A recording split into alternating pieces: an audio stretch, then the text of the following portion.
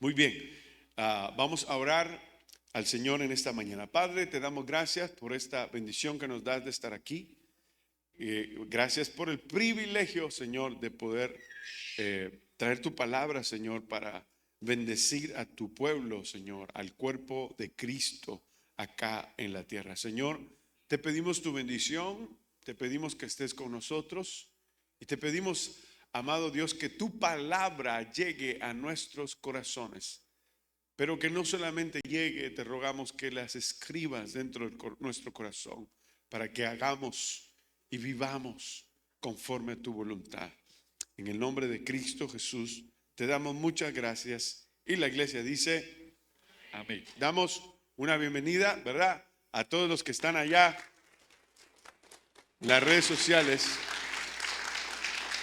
Sean todos bienvenidos. Bueno, hemos estado en esta manera de estar predicando acerca de las iglesias, del mensaje que el Señor tiene para las iglesias en el Apocalipsis. Ya nosotros vimos el mensaje a Éfeso, el mensaje a Esmirna, y hoy corresponde el mensaje a Pérgamo. Si usted me acompaña al capítulo 2, le voy a pedir que vayamos allí. Y damos gracias a Dios por este día, hoy un día bastante extraordinario, donde la presencia del Señor ha estado con nosotros desde el inicio, acá en la iglesia, en la mañana, en donde Dios nos estuvo hablando y bendecimos su nombre por la presencia de Dios. ¿Está aquí la iglesia? Amén. Bueno, sigamos la lectura, Apocalipsis capítulo 2, versículos 12 al 17. Acompáñeme, por favor. Y escribe el ángel de la iglesia, ¿en dónde? En Pérgamo, el que tiene la espada aguda de dos filos, dice esto: yo conozco tus obras y dónde moras, dónde está el trono de Satanás, pero retienes mi nombre y no has negado mi fe, ni aún, ¿qué dice? En los días en que Antipas, mi testigo fiel, fue muerto entre vosotros, donde mora Satanás. Pero tengo unas pocas cosas contra ti, que tienes ahí a los que retienen la doctrina de, ¿qué dice? De Balaam, que enseñaba a Balac a poner ¿qué? Tropiezo ante los hijos de Israel, a comer de cosas sacrificadas a los ídolos y a cometer, ¿qué dice? Fornicación. Y también tienes a los que retienen la doctrina de los nicolaitas, la que yo aborrezco. Por tanto, arrepiéntete, pues si no, vendré a ti pronto y pelearé contra ellos con la espada de, ¿qué dice? De mi boca. El que tiene oído, dice, oiga lo que el Espíritu dice a las iglesias. Al que venciere daré a comer del maná escondido, y le daré una piedrecita blanca, y en la piedrecita escrito un nombre nuevo, el cual ninguno conoce sino aquel que lo recibe. Tenemos que recordar lo siguiente: es Cristo Jesús el que está haciendo un análisis de la iglesia. Es como que Cristo está haciendo una radiografía de esta iglesia. Es casi parecido a un examen del cuerpo, cuando nosotros no sabemos si tenemos una fractura o tenemos una quebradura en nuestra parte del pie, por ejemplo. Tenemos que pasar un rayos X para que nos vean si está quebrado o está fracturado. Pues eso es lo que está haciendo Jesús. Jesús está analizando y está viendo la iglesia y está viendo las cosas que la iglesia ha metido o ha adaptado a su estilo de vida, y a la misma vez está reprendiéndoles por haber tenido esa actitud. Pero para que tengamos un entendimiento, como nos pasa a todos, que leemos la Escritura siempre nos habla de cosas que probablemente nosotros no entendemos inmediatamente. Y nos toma un poco de tiempo estudiar para poder entender por qué Dios o por qué Jesús está hablando de esta manera. La ciudad de Pérgamo, tenemos que ir por una reseña histórica. La ciudad de Pérgamo, entre los edificios, sobresalía en el lugar una biblioteca que competía en importancia con Alejandría. Se dice que esta contaba más de 200,000 rollos de pergamino. Por cierto, esta palabra de pergamino proviene del nombre geográfico Pérgamo, puesto que en esta ciudad lo que hacía era que se perfeccionaba el proceso de preparar pieles de cabras, de ovejas, para poderse usar en la producción de libros, ¿verdad? Sustituyendo, obviamente, a ese modo, el papiro, que era otro material que se usaba para escribir, se usaba para hacer documentos. Entonces, era fabricado a partir de grandes hojas y juncos, ¿verdad?, que crecían en las orillas del Nilo y que eran de material más perecedero que las pieles, razón por la cual con el tiempo fue sustituido. Otra cosa importante de el lugar Pérgamo es que en ese lugar se edificaron altares a un dios llamado Zeus, con Z. Nosotros lo decimos Zeus como que fuera ese, pero es Zeus con Z. Este Zeus es de la mitología griega, el cual se le traía adoración y se le reconocía porque era el dios del rayo y del trueno, ¿verdad?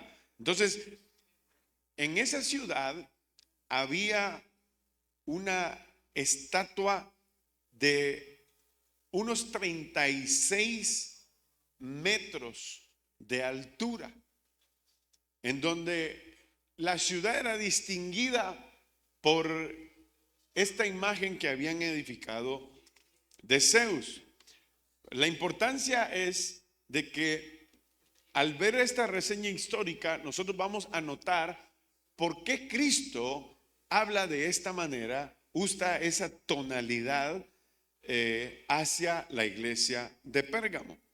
Yo quiero recordar de que Dios había puesto ángeles, y pudiera ser algo general.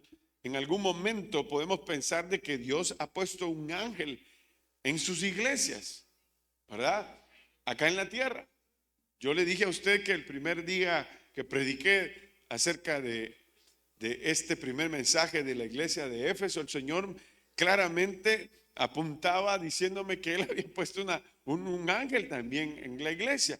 Pero yo no pienso que esto el Señor lo diga para que nosotros nos sintamos especiales, aunque eso es algo hermoso que Dios nos diga, y no lo puedo pensar que es solamente para nosotros como iglesia, sino que en todo el mundo Dios cuida a su cuerpo.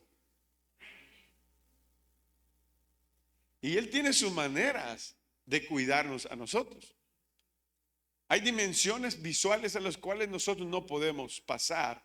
Nuestra vista está limitada. Pero Dios es poderoso.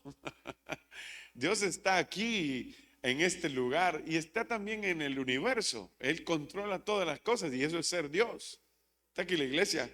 Entonces, me parece importante que nosotros veamos que aunque hay un mensaje, una reprensión hacia estas iglesias, Dios también estaba con ellos. Y creo que es importante porque si Dios está es porque Dios quiere que nosotros nos volvamos a Él. Dígale al que está al lado, yo casi no hago esto. Dígale al que está al lado, no lo vaya a codear, ¿eh? Yo hice así, pero no lo codeé. Dígale al que está al lado, cuando Dios te habla, es porque tú le interesas. Que Dios nos ayude. Entonces,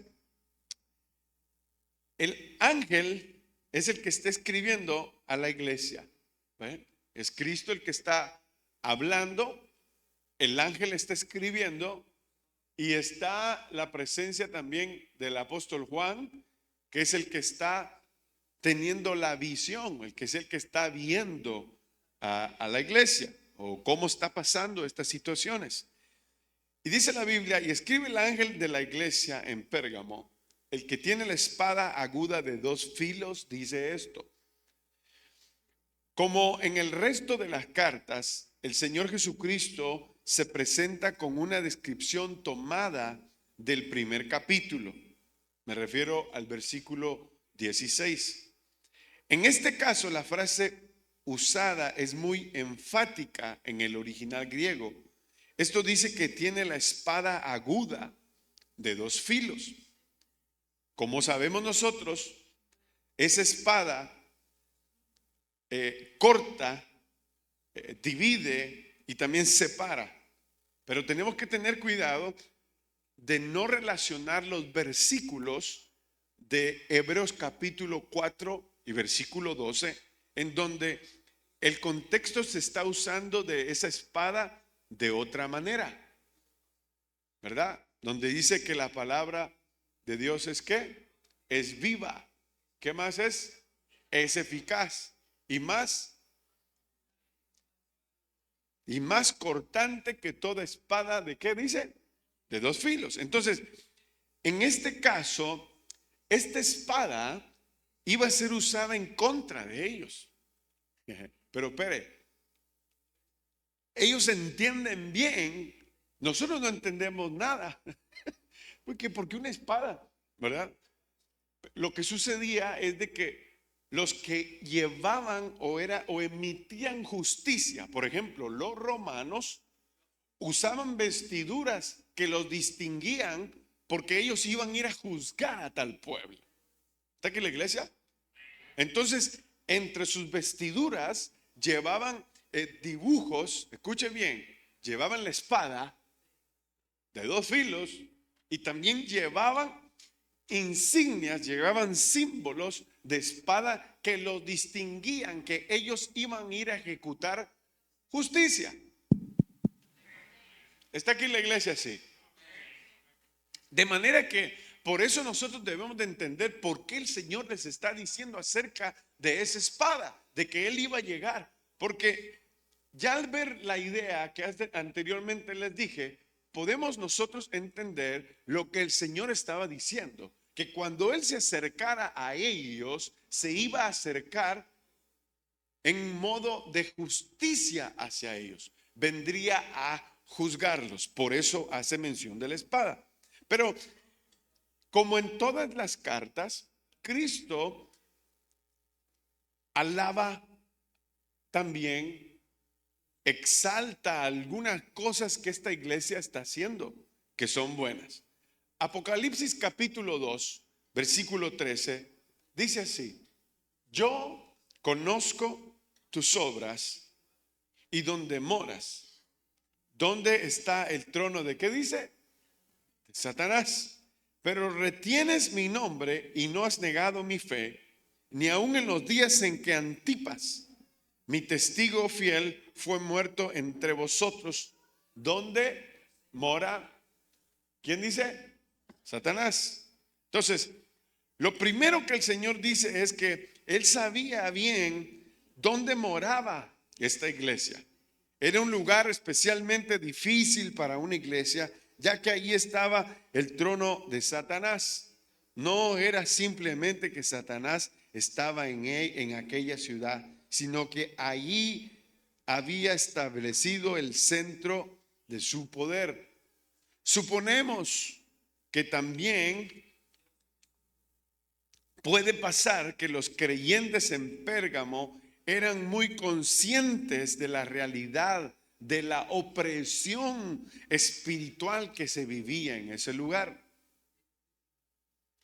Y es que cuando nosotros leemos la escritura, y quizás mis hermanos, yo espero y para ustedes no sea aburrido esto, pero esto es realmente algo extraordinario en donde nosotros podemos abrir nuestros ojos, porque la pregunta sería, ¿cuál es o qué usa el enemigo para poder en estos días poder afectar la iglesia?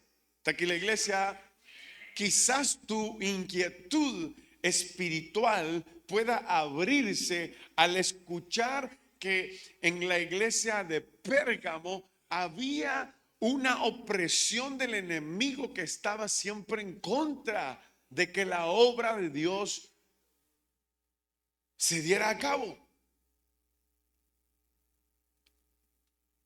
Quizás personalmente podemos decir, es que a mí me cuesta esto, o es que yo tengo unas luchas de esta manera. Quizás nosotros decimos, ay, ¿usted cómo está? Le dice, no, yo estoy tranquilo, dice, ¿verdad? Y ese es un estado bastante complicado también. La paz del Señor es buena, pero estar como tranquilo puede ser peligroso, porque pareciera que no estamos haciendo nada. De hecho, el enemigo nunca lo va a molestar a usted mientras usted no hace nada. Pero mientras usted sirve,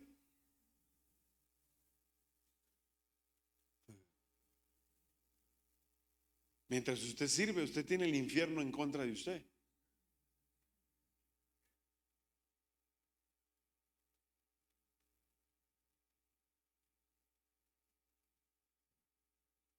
A pesar de las dificultades de esa iglesia de Pérgamo, ellos no habían negado su fe. A pesar de que habían muchas cosas contrarias. Veamos lo que el Señor le está diciendo. Retienes mi nombre y no has negado mi fe, ni aún en los días en que Antipas, mi testigo fiel, fue muerto entre vosotros, donde mora Satanás. ¿Pero por qué fue muerto Antipas? Porque Antipas no era una persona frágil en la fe.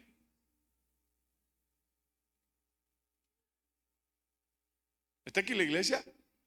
¿Se recuerda de Daniel? Quizás nosotros tenemos una idea un poquito más clara acerca de eso. ¿Se recuerda de eso? De Daniel, en donde Daniel está siendo obligado a que viva de la manera en que Babilonia le está imponiendo su sistema. ¿Está aquí la iglesia? Sí.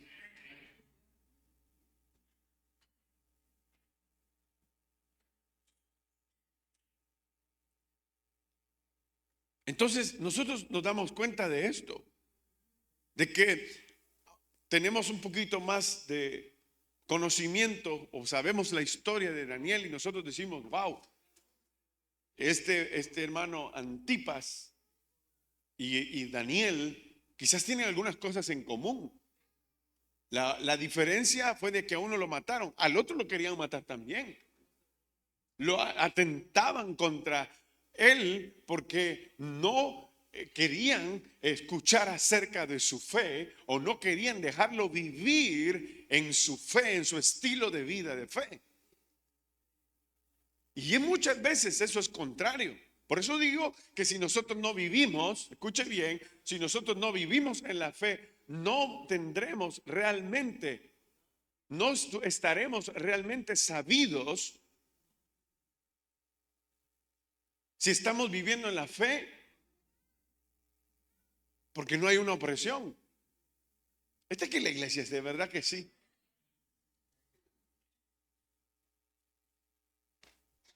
Algunas personas dicen que esto no puede ser así. Algunas personas dicen que nosotros no debemos de estar, nosotros somos más que vencedores en Cristo Jesús. Se dice eso también. Se dice de que nosotros, Cristo Jesús venció en la cruz del Calvario. Y sí, sí, Cristo Jesús tiene todo el poder. Cristo Jesús venció en la cruz del Calvario, pero en la vida real, escuche bien, mientras usted está viviendo el Evangelio, si usted no tiene una opresión, usted quizás no está viviendo el Evangelio.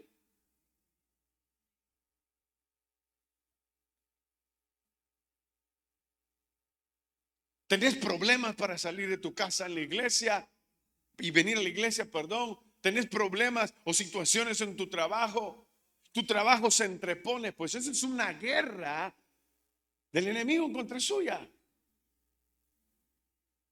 Si te peleas con tu esposa antes de venir a la iglesia, esa es una guerra. Si hay cosas contrarias te pasan para que no vengas al servicio, tú estás haciendo algo bien, pero tenés una guerra. Y si no lo identificas, tú siempre te vas a quedar en tu casa y vas a decir que mucho frío. Me tomo un chocolate en mi casa, me bebo un buen café y yo miro la predicación por el YouTube o por el Facebook, porque ahí la pasan ellos, los hermanos. Dice. Por eso nosotros no ponemos todo el culto. Porque la gente tiene que aprender a asistir a la iglesia. No es lo mismo en las pantallas que estar aquí presente. Es más, usted se pierde el servicio de las 9, el servicio devocional de oración, en donde siempre hay una administración extraordinaria, y no por mí, por el Espíritu Santo de Dios, que nos bendice a todos. Pero eso no se puede pasar. ¿Por qué? Porque los que tienen hambre, la actitud es buscar. ¿Eh? Usted busca en la refri porque tiene hambre y acaba con la comida de todos, ¿verdad? Bueno, usted se porta bien. Pero la situación de esta iglesia es bastante desafiante en el contexto en donde ellos viven. Hay demasiada idolatría, y eso es algo que Dios detesta. Entonces, el Señor reconoce también la fidelidad de su iglesia en medio de las circunstancias difíciles. El Señor sabe cuando la iglesia está pasando por situaciones difíciles. El Señor sabe cuando sus hijos están pasando situaciones difíciles. El Señor no voltea su rostro cuando uno va y le pide al Señor.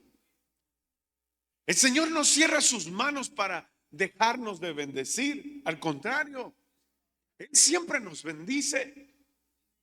Está aquí en la iglesia. No, usted parece que necesitan café, o no sé si yo vine con doble cafeína el día de hoy y no he tomado nada.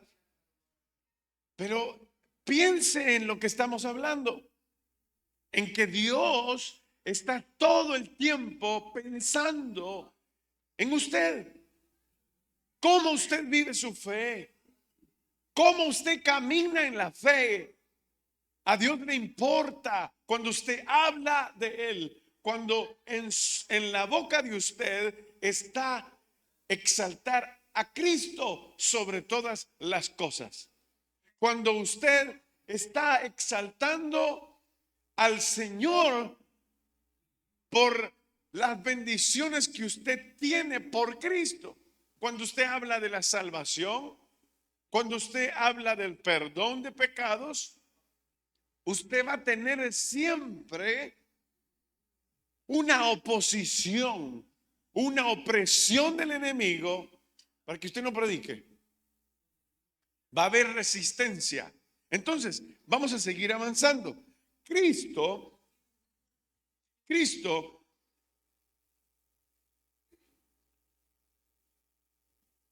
reprende a esta iglesia y dice así en el versículo 14: pero tengo unas pocas cosas contra ti, que tienes ahí a los que retienen la doctrina de Balaam, que enseñaba a Balac a poner tropiezo ante los hijos de Israel, a comer de cosas sacrificadas a los ídolos y a cometer, ¿qué dice?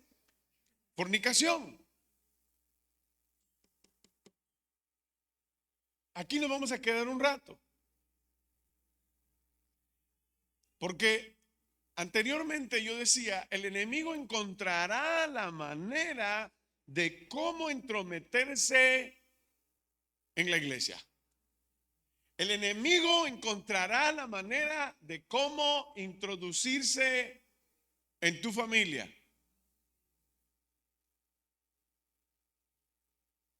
Ay, pastor, a mí no me preocupa, quizás ya está adentro.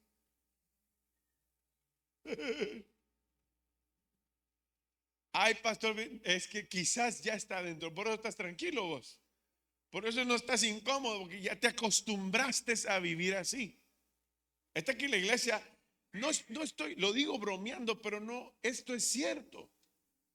Esto es cierto. Nos acostumbramos a vivir un estilo de vida, escuche bien, que no es conforme a las escrituras, y queremos que Dios esté con nosotros. Pero caramba, ¿cómo te va a bendecir Dios así? ¿Cómo el Señor te va a bendecir así? La fornicación es un pecado. Sí, es un pecado. Es un pecado. Y no se refiere solamente a tener relaciones sexuales antes del matrimonio. Se refiere a vivir así. Está aquí la iglesia. Aquí de las cosas se ponen apretadas. Respiren profundo.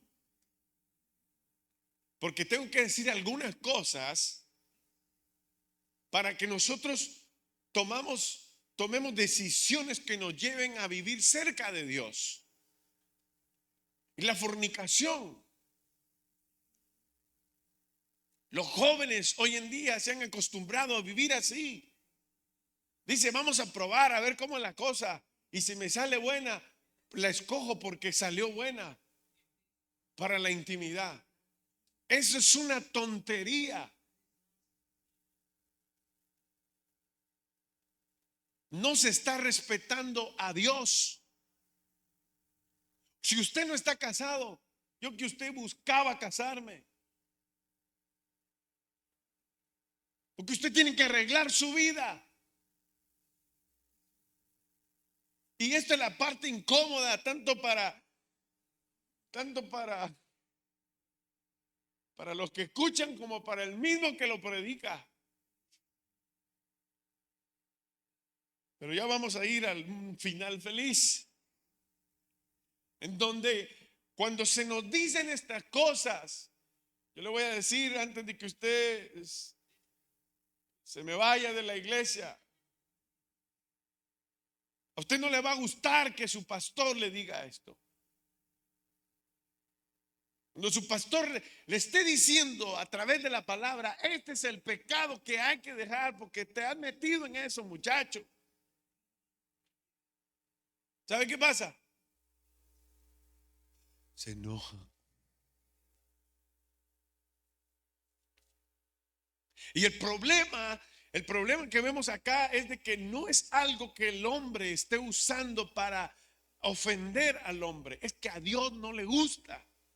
Ese es el punto. Y el problema no es de que esto se lo haya inventado alguien, sino que está claramente que el que está hablando acá es Cristo.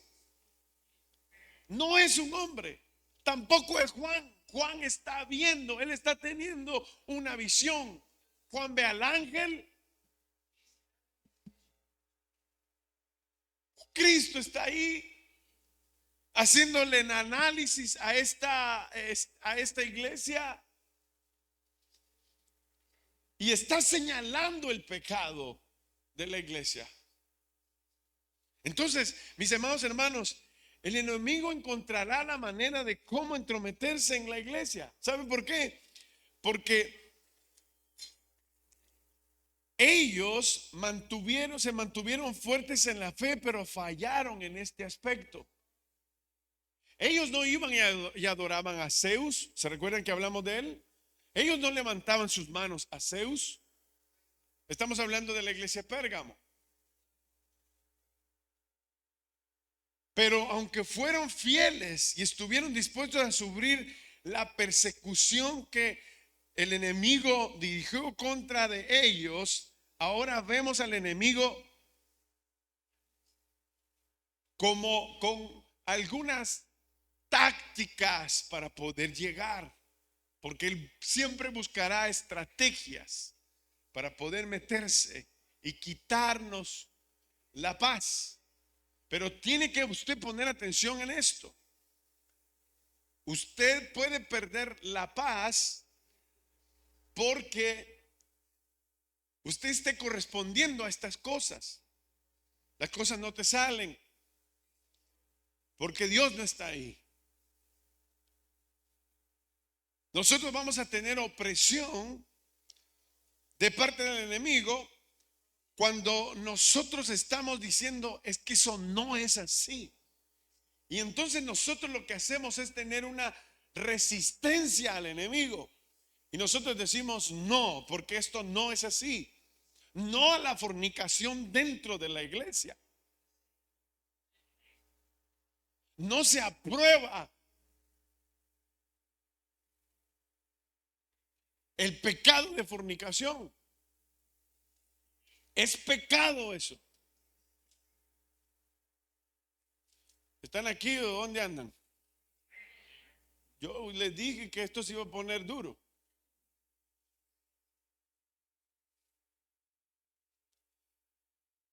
Satanás siempre encontrará esas tácticas.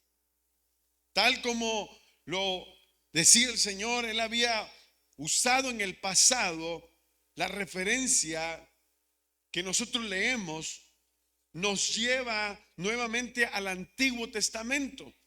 Porque en este pasaje habla acerca de Balaam y también habla de Balac. Y nosotros podemos decir, ¿y estos quiénes son?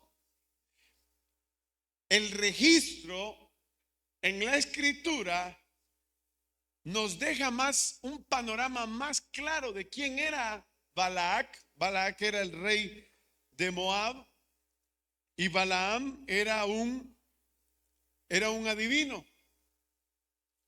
Y el Señor en Números capítulo 22 nos muestra lo que estaba pasando. Si usted gusta, al final del servicio usted puede ir y leer esa escritura, porque son 2 capítulos, el 22 y el 24, para que usted pueda tener un poco más claridad de lo que el Señor está hablando en el capítulo 2 de Apocalipsis. ¿Está aquí en la iglesia? Sí. Bueno, entonces sigue diciendo, cuando el pueblo, el Nuevo Testamento, el Antiguo Testamento nos recuerda que ellos cuando estuvieron en el desierto llegaron a los campos de Moab y su rey Balac encargó a un falso profeta llamado Balaam, el cual les dije que era adivino, que maldijera a Israel. Pero aunque éste lo intentó varias veces, le resultó imposible maldecir a aquellos a los que Dios había bendecido. Entonces esto enfadó mucho a Balac, y también Balaam vio con tristeza cómo se esfumaban las riquezas que el rey le había prometido. Fue entonces cuando Balaam dijo a Balac que aunque un enfrentamiento directo contra ellos nunca podría funcionar, les dice, había otras opciones que él podía hacer para afectar al pueblo de Israel. Esto es realmente que viene del mismo diablo satánico. ¿Saben por qué a veces nosotros no No nos gustan estas clases de predicaciones, porque nosotros siempre nos queremos oír que mañana nos va a ir bien y que vamos a ser unos vencedores y unos ganadores. Pero te digo una cosa, si no conoces al enemigo, te va a dar palo si vivís 60, si vivís 80 o si vivís 45, los años que vivas, si no conoces cómo se comporta el enemigo. Entonces usted no puede estar pensando de que las cosas espirituales no funcionan o no existen, o que nosotros tenemos diariamente una contrariedad. Vamos en contra de la corriente y el enemigo va a querer salir enfrente de nosotros, pero si nosotros sabemos mantenernos en el Señor, vamos a ser victoriosos. Así que un día los israelitas, esto fue lo que les pasó en Números a ellos. Los israelitas están con un grupo de señoritas que las llevaron a visitarlos, ¿verdad? Las señoritas estas eran muy seductoras, no llegaron despeinadas, sino que llegaron con la intención de meterse en el pueblo de Israel. Digo esto y espero me imagino usted ya lo sabe, pero los israelitas no podían mezclarse con otras naciones. Se les había prohibido, porque los israelitas, las otras naciones eran politeístas, o muchos de ellos tenían idolatría dentro de sus culturas, y eso es algo que Dios ha aborrecido. Eso no lo digo yo y tampoco lo dice la historia, sino lo dice la escritura, que obviamente deja una historia, y por eso lo decimos con propiedad, porque está escrito en la palabra de Dios.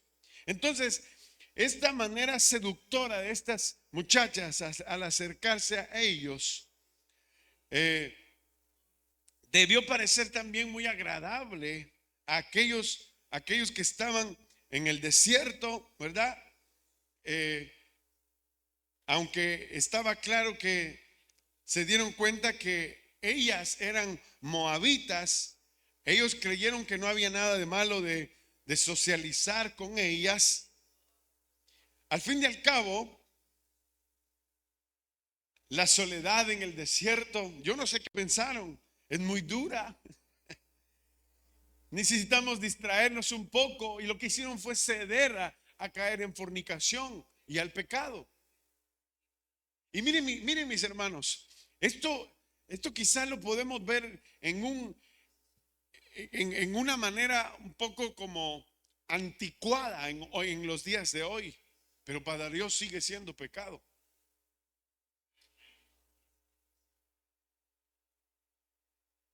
Para Dios sigue siendo pecado. Dios sigue viendo el pecado de la misma manera en como lo miraba en el Antiguo Testamento el día de hoy. Y una de las cosas extraordinarias es de que al darle ellos la vuelta a Dios, las cosas empezaron a cambiar. Y por eso es que Dios el Señor Jesús empieza a llamarle la atención a la iglesia en Pérgamo.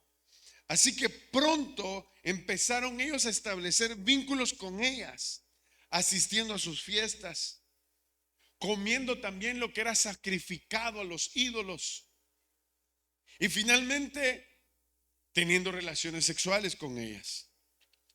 Mis hermanos, el llamamiento o el llamado que Dios hace a esta iglesia es que se arrepientan. Ciertamente nosotros vemos que Dios está en todas las cosas. A Dios no se le escapa nada. Dios siempre nos observa. Dios siempre nos ve. Dice el versículo 15, y también tienes a los que retienen la doctrina de los nicolaitas, la que yo, dice, ¿cómo? Aborrezco. Pero mire qué importante es esto, en que lo que había sucedido es casi lo mismo lo que puede sucedernos hoy en día. Que hay cierto modo de tolerancia a esta moda que se ha convertido un estilo de vida. De no importa lo que Dios piense, está aquí la iglesia. No importa lo que Dios piense, lo que importa es cómo yo me siento. Si yo me siento bien, las cosas van a estar bien. Eso es, de alguna manera, es humanismo que se ha infiltrado a la iglesia. Si usted se siente bien, ¿y cómo se siente? Por eso es de que hemos ido de alguna manera en contra de ese sentir. Porque no es como tú te sientas o qué bien te parezca a ti, sino es como dice la palabra de Dios. ¿Sabes por qué? Porque un día, cuando estemos delante del trono del Señor, no vas a estar enfrente del pastor de la iglesia, sino que vas a estar enfrente del trono de la gracia de Dios, el cual te hablará y te dirá: ¿cuántos años viviste en la tierra? Y le vas a decir el tiempo. Y luego el Señor te va a empezar a hacer preguntas y te va a admirar en algunas cosas, pero también te va a reprender en otras. Y es que la entrada al cielo, en la entrada al cielo, tenemos que entrar aprobados, no reprobados. Es decir, que si una persona se dice ser cristiana, escuche bien, y practica el pecado, no ha nacido de nuevo. Simple y sencillo. Yo soy cristiano, pero vivo como yo quiero. Vos no has nacido de nuevo. El apóstol Pablo bien decía, ya no vivo yo, decía Pablo. Ahora Cristo vive en mí. Esas palabras del apóstol Pablo nos recuerdan la nueva identidad que nosotros tenemos en Cristo Jesús.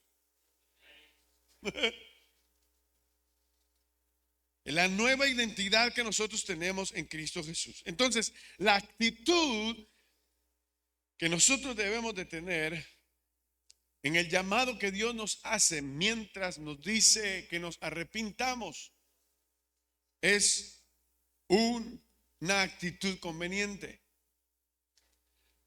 Dice la Biblia en el versículo 6, capítulo 2, versículo 6: por tanto, arrepiéntete pues, si no vendré a ti, ¿cuándo? Pronto, y pelearé contra ellos con la espada ¿de qué? De mi boca. De nuevo, la espada que viene a juzgar, la espada que viene a traer juicio. Entonces, la actitud conveniente es de que nosotros nos arrepintamos. Estamos a tiempo. Si vivimos una vida desordenada, nosotros estamos a tiempo de recibir a Cristo y de volvernos a Él. El único remedio o la única actitud más conveniente para nosotros es arrepentirnos, porque arrepintiéndonos es como nosotros vamos a llegar a Dios. Cuando nosotros reconocemos cuál es nuestro pecado, cuando alguien nos dijo: es que usted vive en un error, arrepiéntase. Mire, nos han dicho: miren, por favor, arrepiéntase. Ajá, porque Cristo viene, dice. Y cuando Cristo venga, si usted no está arrepentido, usted no va a ir para el cielo. Nos lo dicen de esa manera. Y razón tienen cuando se nos ha predicado de esa manera. ¿Saben por qué? Porque el arrepentimiento nos acerca a Dios. Usted no puede pensar que usted hace todas las cosas buenas. Quizás usted es una buena mamá o un buen papá. Es más, usted puede ser un buen esposo. Usted puede ser un buen profesional haciendo uso de la profesión en que la que usted se preparó, si usted es un buen doctor, usted es un abogado, es un bárbaro usted. Pero si usted no tiene a Cristo, no puede entrar al cielo. Y el llamado es: arrepiéntase, arrepiéntase, arrepiéntase de la manera en que vive. Quizás no es el pecado de fornicación el que usted está practicando. Y quizás no mencionemos el pecado en que usted está practicando, pero usted sabe lo que es bueno y lo que es malo. Y se lo voy a decir en las palabras.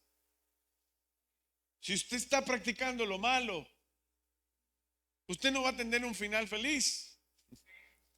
Usted tendrá un final bastante complicado, pero la Biblia nos lleva a que nosotros nos arrepintamos de ese pecado para vivir en la vida eterna. La segunda cosa que es difícil escuchar es cuando uno está aturdido y uno está cargado de tantas cosas internas y externas. Es muy difícil escuchar la voz de Dios. ¿Sabe por qué?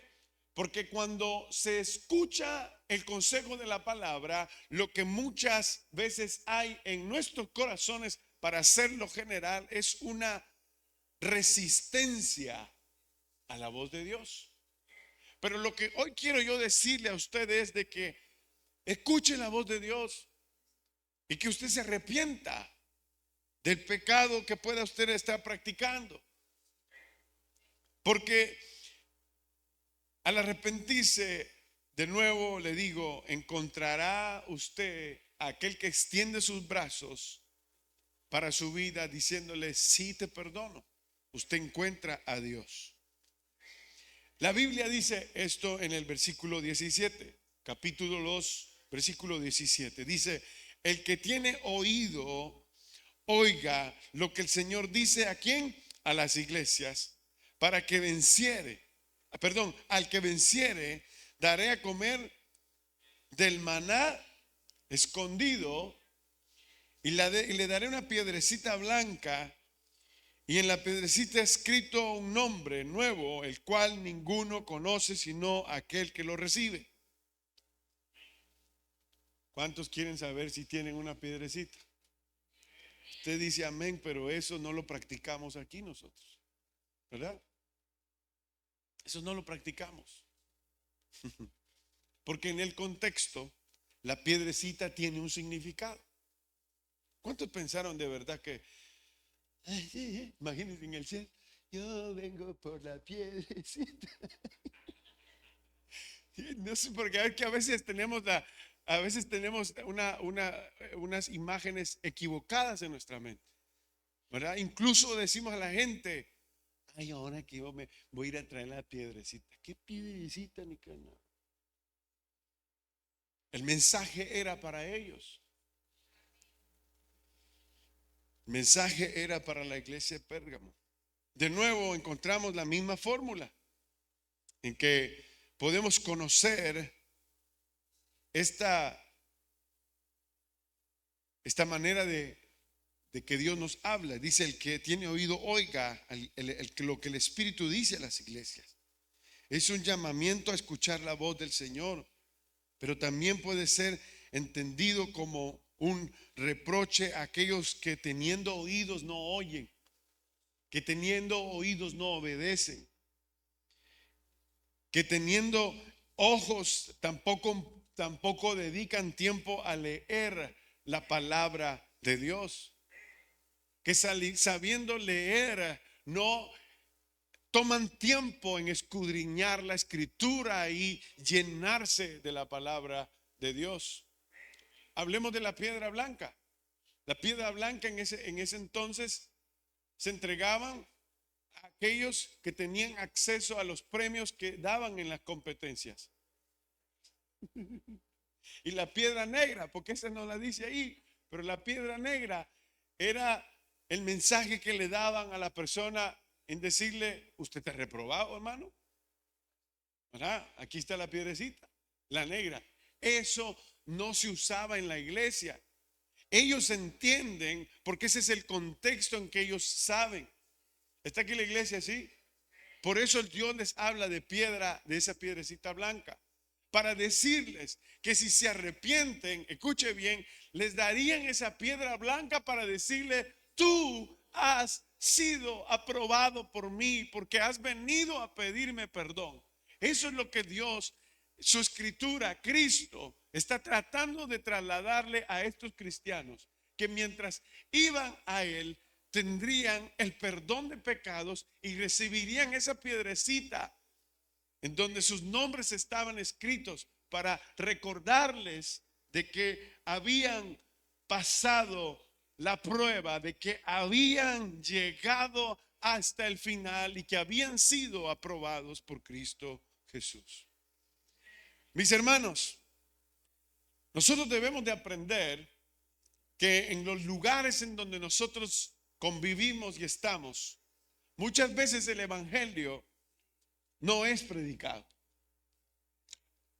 Quizás el enemigo lo que hace es traer sus estrategias para que usted no predique la palabra de Dios. Y usted es atacado. Y usted dice: yo no hago tal cosa, yo no hago esto. Eso puede venir del enemigo. El enemigo usará sus técnicas para poder llegar y destruirle a usted. Pero recuerde, Dios viene por personas que son firmes y son fieles en su palabra. Dios viene por una iglesia que se mantiene firme y fiel a su palabra, por una iglesia que se mantenga dando frutos. Y qué bueno que si Dios viniera en algún momento, Él nos encontrara haciendo su voluntad. Qué bueno que Dios viniera y Dios nos encontrara siendo la resistencia a las filosofías que quieren entrar a la iglesia. Qué bueno que Dios viniera y nos encontrara dialogando acerca de orar más para hacer resistencia al enemigo. Qué bueno que Dios viniera a nuestra vida para decirnos: mis hijos, ustedes han aprobado.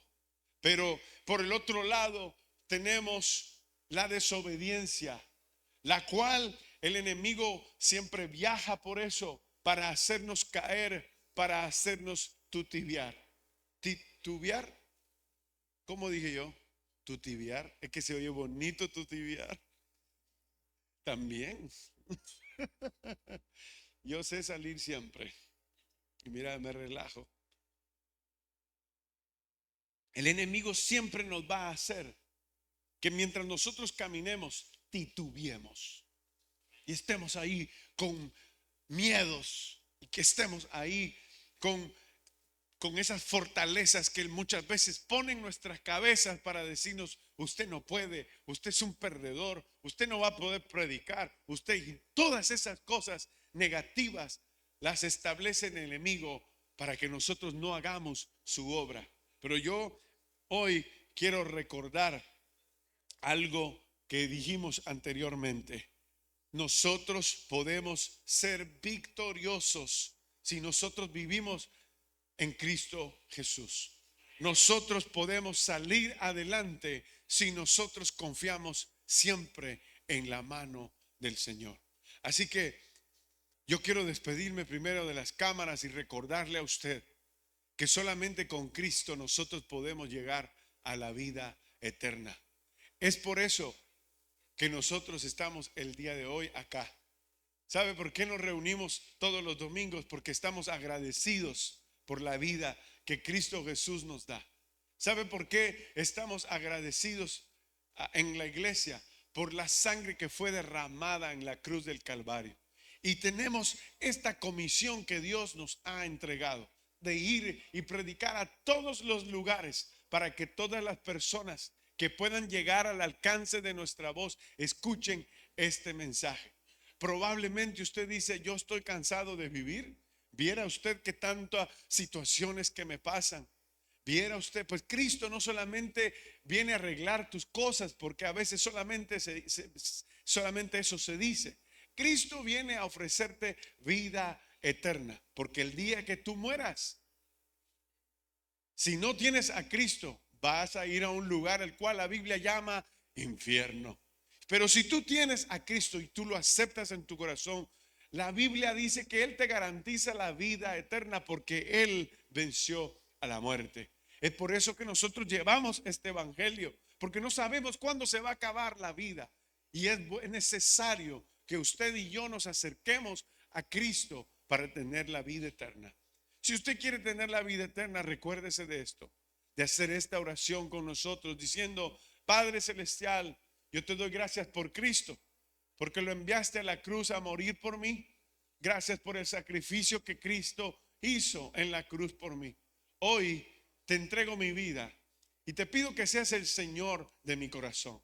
También te pido que escribas con tu mano mi nombre para que yo no sea borrado del libro de la vida. Gracias te doy por esta vida eterna. En el nombre de Jesús. Amén, amén y